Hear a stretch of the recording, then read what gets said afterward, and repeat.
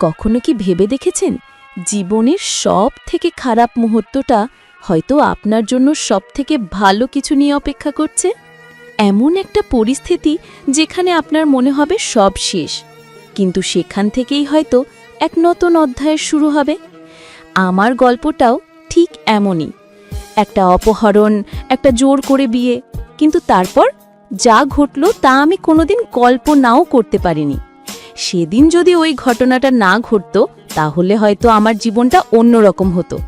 চলুন আজ আমি আপনাদেরকে আমার সেই অদ্ভুত কিন্তু সুন্দর গল্পটাই শোনাবো, যেখানে ঘৃণা আর ভয় দিয়ে শুরু হওয়া একটা সম্পর্ক শেষে ভালোবাসায় পরিণত হয়েছিল। আমার নাম নীলা, সাধারণ এক মধ্যবিত্ত পরিবারের মেয়ে। স্বপ্নগুলোও ছিল খুব সাধারণ। পড়াশোনা শেষ করে একটা ভালো চাকরি করব, বাবা মায়ের মুখে হাসি ফোটাবো, আর নিজের পছন্দে এমন একজনকে জীবনসঙ্গী হিসেবে বেছে নেব যে আমাকে বুঝবে, সম্মান করবে। কিন্তু আমার সব স্বপ্ন এক ঝটকায় ভেঙে গিয়েছিল সেদিন, যেদিন বাবা এসে জানালেন শহরের সবথেকে বড় বিজনেসম্যানের একমাত্র ছেলে আরিয়ানের সাথে আমার বিয়ে ঠিক হয়েছে। বাইরে থেকে দেখলে হয়তো সবার মনে হবে এ তো রাজকন্যার মতো ভাগ্য, কিন্তু আমি জানতাম এই বিয়ের আড়ালে লুকিয়েছিল আমার বাবার ব্যবসার করুণ পরিণতি। তার ব্যবসায় বিশাল ক্ষতি হয়েছিল এবং আরিয়ানের বাবা শর্ত দিয়েছিলেন যদি আমি তাদের বাড়ির বউ হই তাহলে তিনি আমার বাবাকে এই বিপদ থেকে উদ্ধার করবেন।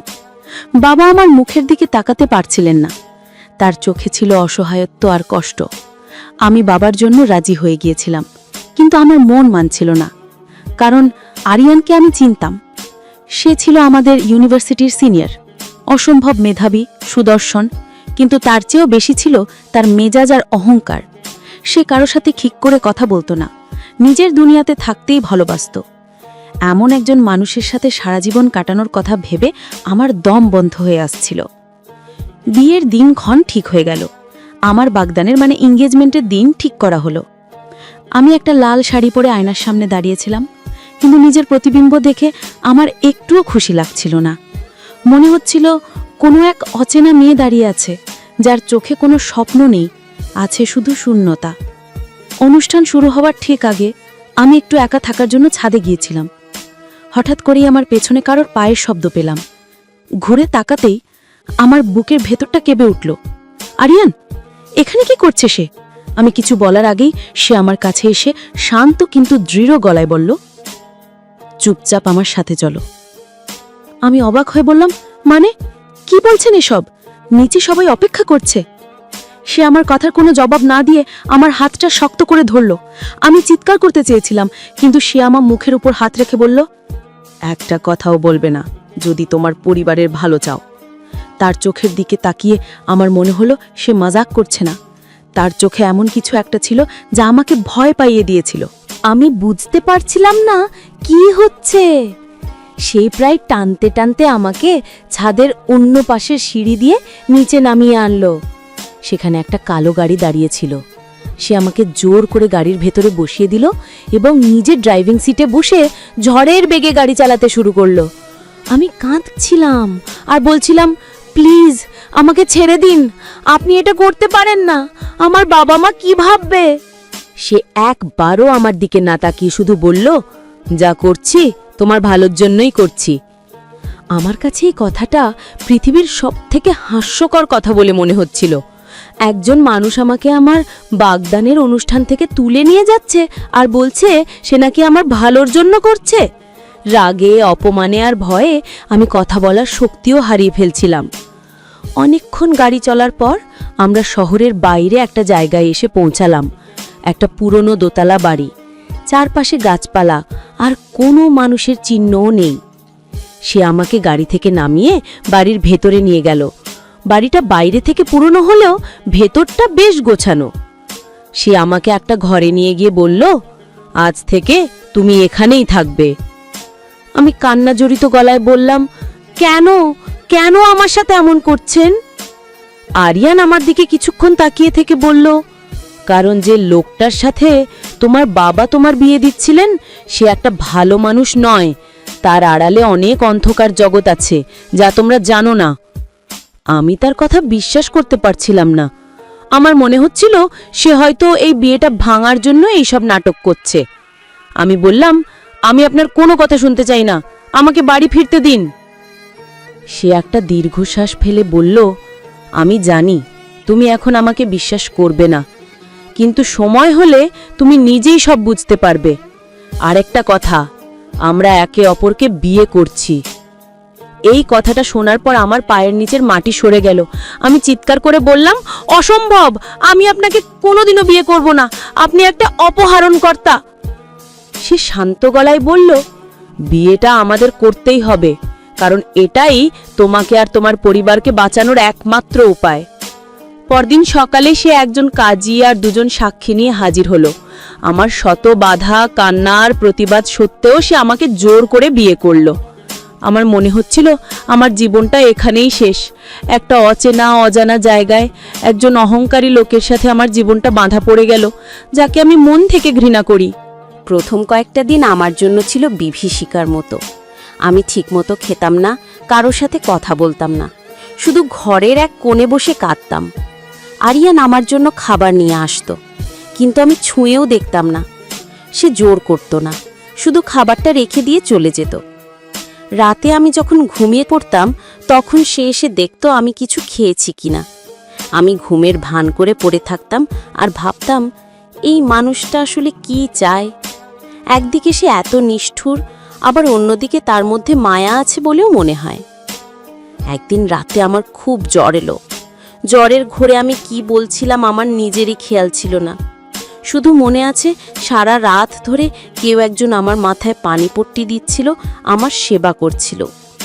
সকালে যখন আমার জ্ঞান ফিরল, আমি দেখলাম আরিয়ান আমার বিছানার পাশে একটা চেয়ারে বসে ঘুমিয়ে পড়েছে, তার চোখে মুখে ক্লান্তির ছাপ। সেদিন প্রথমবার আমার মনে হলো এই লোকটা হয়তো ততটাও খারাপ নয় যতটা আমি তাকে ভাবি। এরপর থেকে আমি তার সাথে একটু একটু করে কথা বলার চেষ্টা করলাম।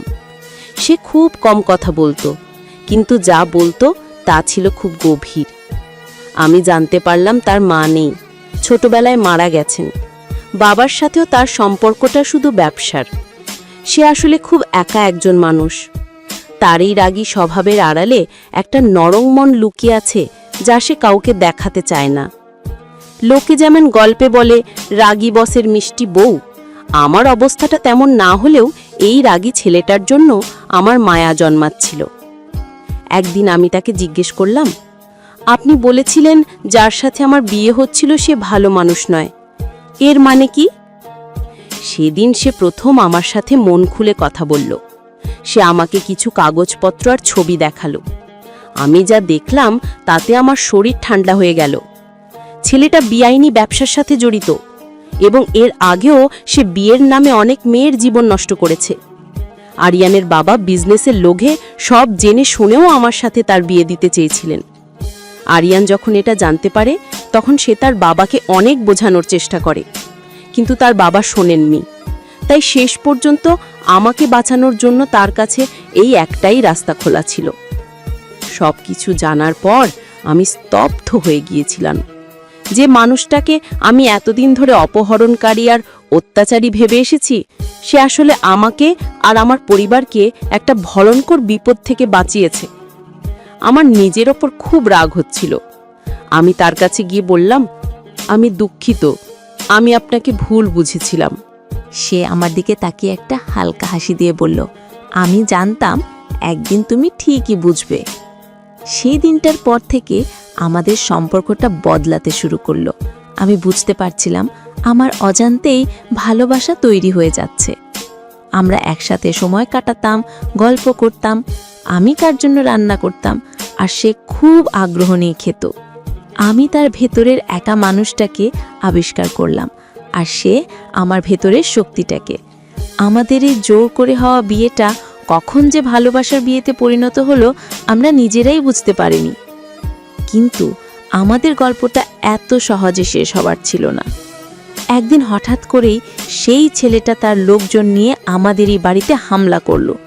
সে কোনোভাবে আমাদের ঠিকানা জোগাড় করে ফেলেছিল। আরিয়ান আমাকে একটা ঘরে লুকিয়ে থাকতে বলে নিজে তাদের মোকাবিলা করতে গেল। আমি ভয়ে কাঁপছিলাম, কিন্তু আমার আরিয়ানের জন্য চিন্তা হচ্ছিল। আমি আর থাকতে না পেরে ঘর থেকে বেরিয়ে এলাম। আমি দেখলাম ওরা আরিয়ানকে মারধর করছে। আমি চিৎকার করে উঠলাম। সেই মুহূর্তে আমার ভেতরে কোথা থেকে এত সাহস এলো আমি জানি না। আমি পুলিশের নম্বরে ফোন করে দিলাম। পুলিশ আসার আগেই আমি একটা লাঠি নিয়ে সেই ছেলেটার মাথায় আঘাত করলাম। সে ঘুরে আমার দিকে তেড়ে আসতেই আরিয়ান তাকে ধরে ফেলল। কিছুক্ষণের মধ্যে পুলিশ এসে তাদের সবাইকে ধরে নিয়ে গেল। আরিয়ানের বাবাও এসেছিলেন। তিনি নিজের ভুল বুঝতে পেরে আমার আর আমার বাবা মায়ের কাছে ক্ষমা চাইলেন। আমাদের পরিবারও সব সত্যিটা জানতে পারল। সব কিছু ঠিক হয়ে যাওয়ার পর আরিয়ান আমার হাত ধরে বলল, নীলা, আমি জানি আমাদের শুরুটা ঠিক ছিল না। আমি তোমাকে জোর করে এখানে এনেছিলাম, জোর করে বিয়ে করেছিলাম, কিন্তু এখন আমি তোমাকে মন থেকে আমার জীবনসঙ্গী হিসেবে পেতে চাই। তুমি কি আমাকে আরেকবার বিয়ে করবে, এবার তোমার সম্পূর্ণ ইচ্ছাই? আমার চোখে পানি চলে এসেছিল, কিন্তু এবার সেটা ছিল খুশির পানি। আমি মাথা নেড়ে সম্মতি জানালাম। আমাদের আবার বিয়ে হলো। এবার কোনো জোর ছিল না, ছিল শুধু দুই পরিবারের আশীর্বাদ আর আমাদের দুজনের সুন্দর ভালোবাসা। যেই সম্পর্কটা শুরু হয়েছিল অপহরণ আর জোর করে বিয়ের মতো একটা তিক্ত ঘটনা দিয়ে, সেটাই আমার জীবনের সবথেকে সুন্দর সম্পর্কে পরিণত হলো। এই ছিল আমার আর আরিয়ানের গল্প। একটা অদ্ভুত শুরুর পর একটা সুন্দর সমাপ্তি। আপনাদের গল্পটা কেমন লাগলো অবশ্যই কমেন্টে জানাবেন, কারণ আপনাদের প্রত্যেকটা কমেন্ট আমাকে নতুন করে গল্প বলার অনুপ্রেরণা দেয়। যদি আমার এই ভালোবাসার গল্পটা আপনার মনের কোথাও একটুও জায়গা করে নেয়, তাহলে ভিডিওটাতে একটা লাইক দিতে ভুলবেন না। আর এই রকম আরও নতুন নতুন মিষ্টি প্রেমের গল্প শুনতে চাইলে আমার চ্যানেলের পরিবারে যোগ দিন, মানে সাবস্ক্রাইব করে পাশে থাকুন। আপনাদের ভালোবাসাটাই আমার সবথেকে বড় শক্তি। সবাই ভালো থাকবেন।